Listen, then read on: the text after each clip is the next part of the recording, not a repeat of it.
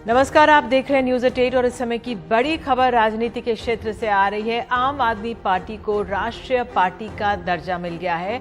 वहीं तृणमूल कांग्रेस सीपीआई अब राष्ट्रीय पार्टी नहीं है। साथ ही एनसीपी ने भी राष्ट्रीय पार्टी का दर्जा खो दिया। ये अपने आप में 2024 के चुनाव से पहले बहुत अहम है और हमारे सहयोगी अखिलेश शर्मा हमारे साथ मौजूद हैं। अखिलेश, क्या हुआ जो इन तीन बड़ी पार्टियों ने, पुरानी पार्टियों ने अपना दर्जा खो दिया और आम आदमी पार्टी को राष्ट्रीय दर्जा का मिल गया है, जिसका इंतजार था उसे? जी देखिए निधि, एक सतत प्रक्रिया है जो चुनाव आयोग समय समय पर अपनाता रहता है और चुनाव आयोग के सामने अलग अलग पार्टियां इसके लिए आवेदन भी करती हैं।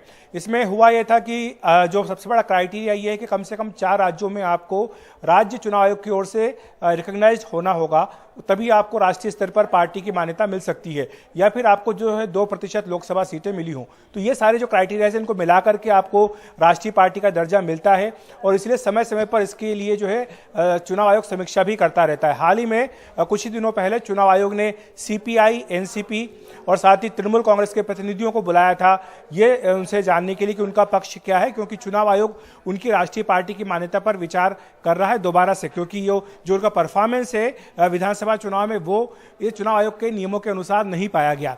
तो इसके बाद अब आज चुनाव आयोग ने एक बड़ा फैसला करते हुए सीपीआई, टीएमसी और एनसीपी, इन तीनों ही पार्टियों का जो राष्ट्रीय पार्टी का दर्जा था वो छीन लिया है। तो अब ये राज्यों की पार्टियां होंगी, राष्ट्रीय पार्टियां ये नहीं होगी।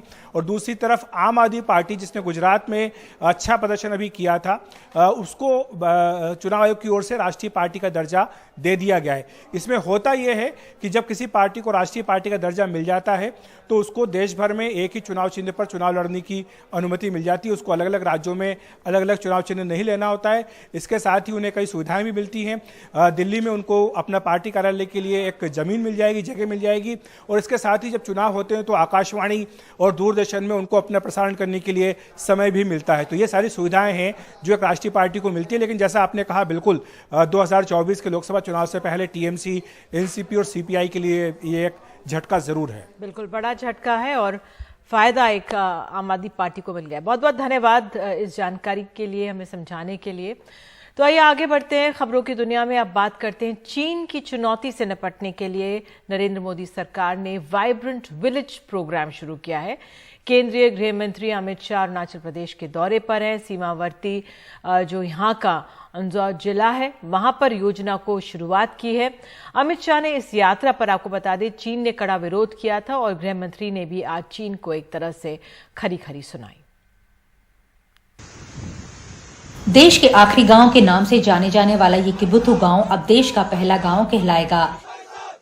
केंद्रीय गृह मंत्री अमित शाह ने अजनाव जिले के इस गांव से चीन को एक बड़ा संदेश दिया।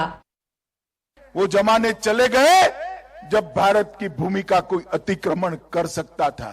आज 100 की सुई की नोक जितनी भूमि का भी अतिक्रमण कोई नहीं कर सकता। अमित शाह 2 दिन के दौरे पर सोमवार को अरुणाचल प्रदेश पहुंचे। उनका दौरा इस महीने से काफी अहम है क्योंकि हाल ही में अरुणाचल प्रदेश पर दावा जताने वाले चीन ने वहां के 11 स्थानों के नाम बदल दिए थे। भारत ने सख्त एतराज जताते हुए इसे खारिज कर दिया था। इसी के बाद किबुथु गांव में वाइब्रेंट विलेज प्रोग्राम लॉन्च किया गया है। इस योजना के तहत सीमावर्ती गांवों के लोगों को वहीं रोजगार दिया जाएगा और इन गांवों के विकास के काम तेज किए जाएंगे।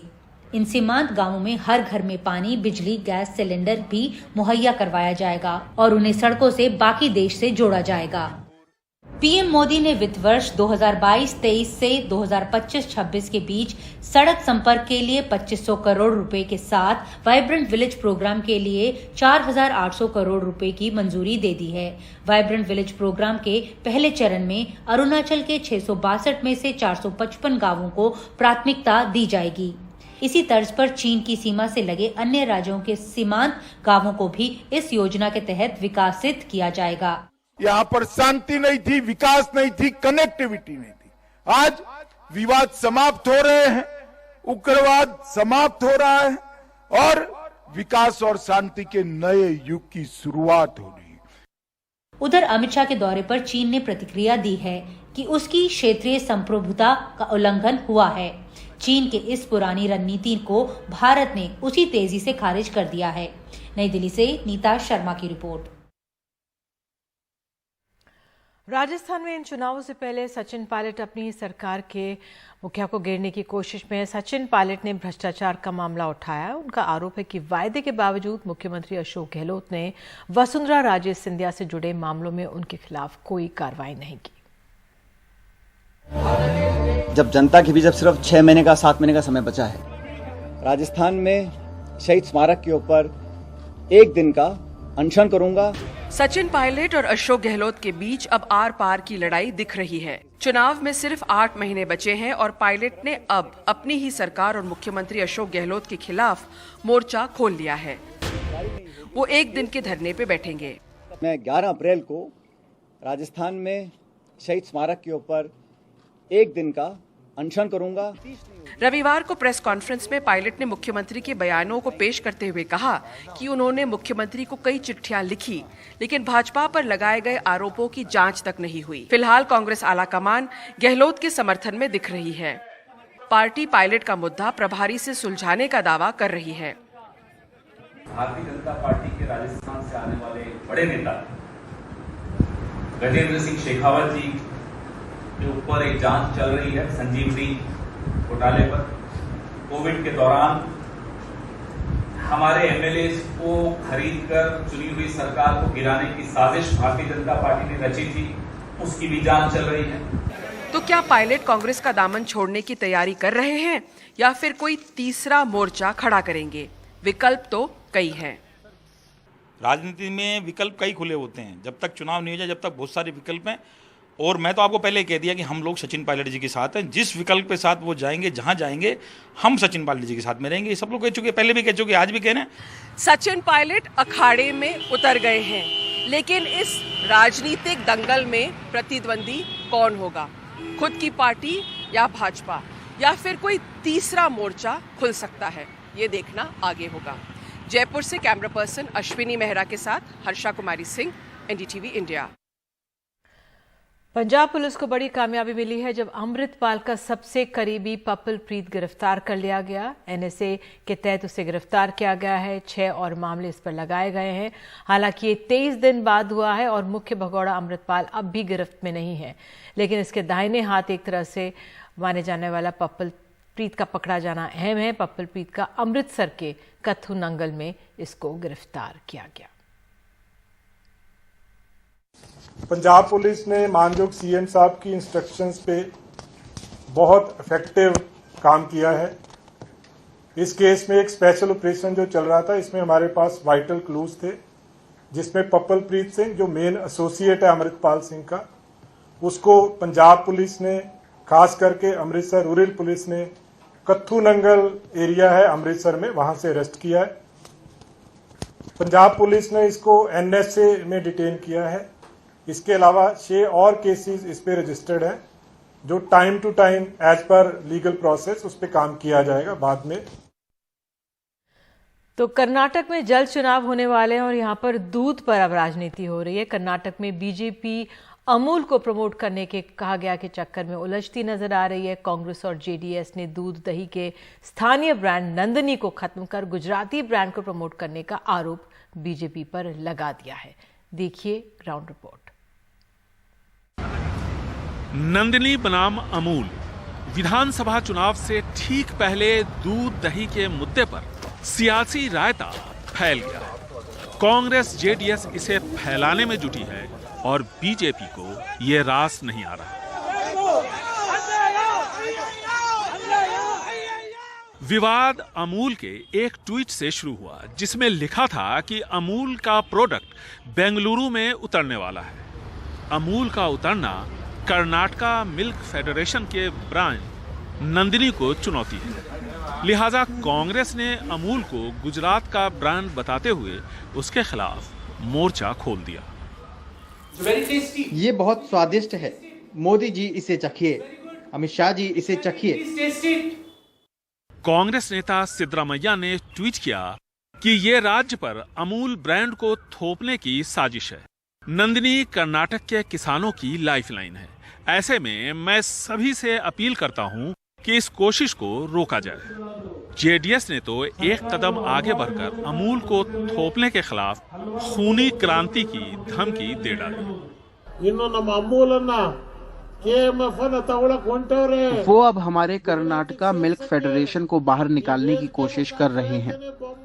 मैं बम्बई से कहना चाहता हूं, अगर आप KMF को छूते हैं तो कर्नाटक में दूध क्रांति के बजाय रक्त क्रांति होगी।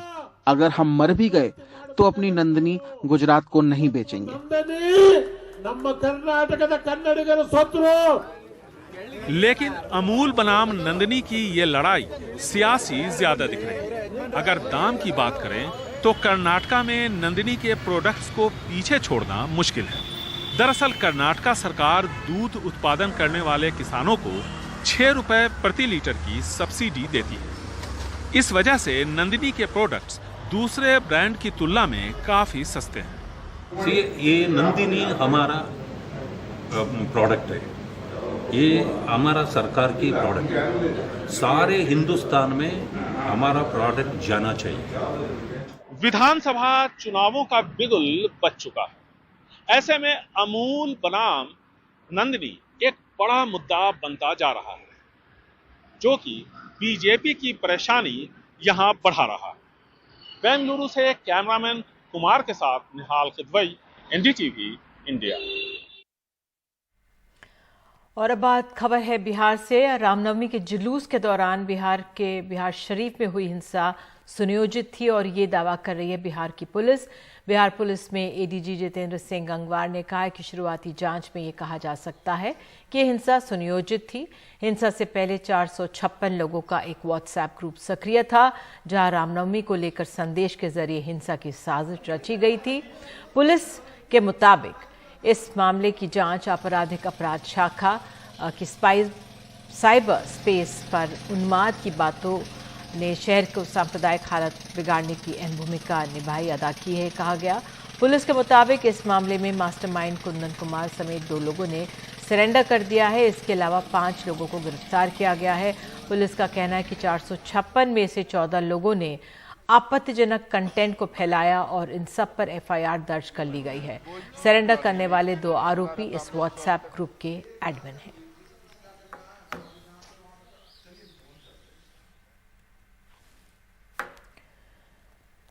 छत्तीसगढ़ के बेमेतरा जिले में 2 दिन पहले हुई हिंसक घटना के विरोध में विश्व हिंदू परिषद और बीजेपी कार्यकर्ताओं ने आज रायपुर, बिलासपुर, बेमेतरा और आसपास के जिलों में हाईवे शहर भीतर चक्का जाम किया।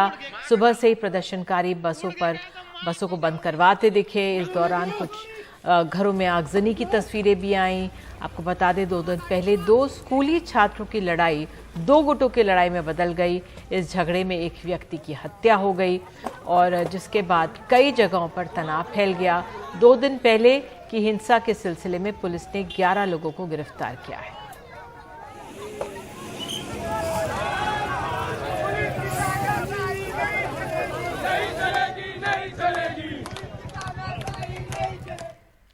और एक महत्वपूर्ण जानकारी दे दे, अदानी ग्रुप ने बेनामी कंपनियों के निवेश को लेकर फाइनेंशियल टाइम्स की 22 मार्च 2023 की रिपोर्ट को सिरे से खारिज किया है। फाइनेंशियल टाइम्स ने अपनी एक रिपोर्ट में कहा था कि 2017 से 2022 के बीच ग्रुप में विदेशी बेनामी कंपनियों के जरिए 20,000 करोड़ का निवेश किया गया। अदानी ग्रुप ने फाइनेंशियल टाइम्स को लिखी एक चिट्ठी सार्वजनिक की है, जिसमें उसने बताया है कि क्यों ये रिपोर्ट गलत है और कैसे इसके रिपोर्टर्स ने जानबूझकर तथ्यों की अनदेखी की। ग्रुप ने कहा है कि दरअसल कंपनी के प्रमोटर्स ने ग्रुप की 2 कंपनियों में हिस्सेदारी बेचकर जो पैसा कमाया, वही पैसा ग्रुप की नई कंपनियों में लगाया था। और आपको बता दें, अदानी ग्रुप ने फाइनेंशियल टाइम्स को जो जवाब दिया है उसके मुताबिक AGEL की 20% हिस्सेदारी टोटल एनर्जी को बेचकर 16,000 करोड़ रुपए जुटाए। अक्टूबर 2019 में अदानी टोटल गैस में 37% हिस्सेदारी बेचकर 5,000 करोड़ रुपए जुटाए गए।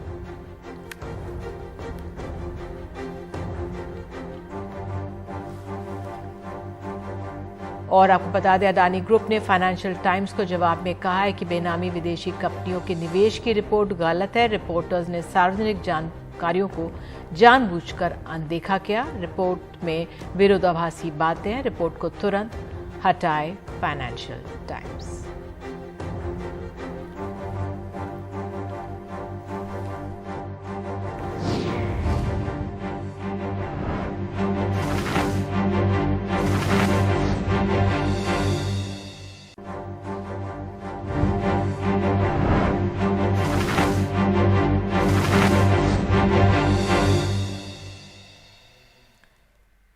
और अब बात कोरोना की। देश में कोरोना के बढ़ते मामलों के मद्देनजर आज और कल देश भर के अस्पतालों में मॉक ड्रिल आयोजित की गई।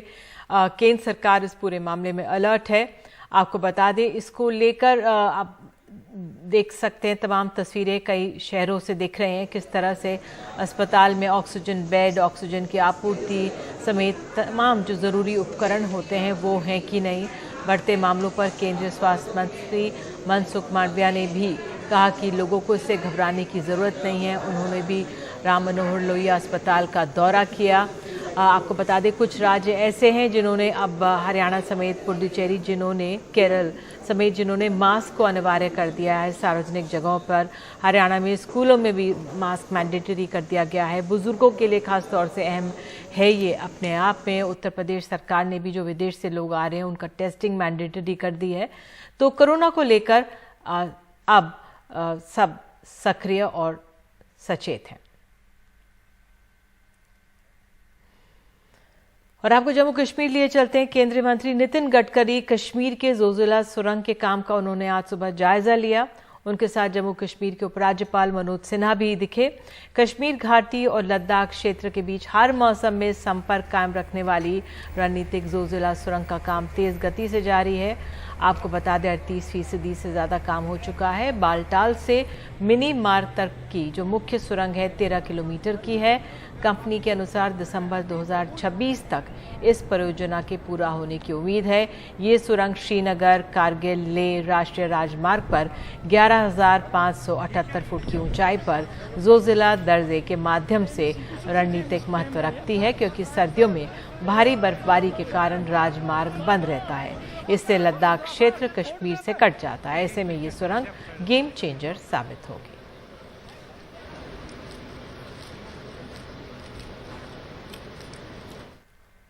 और इसी के साथ न्यूज़ 8 में आज के लिए इतना ही। नमस्कार।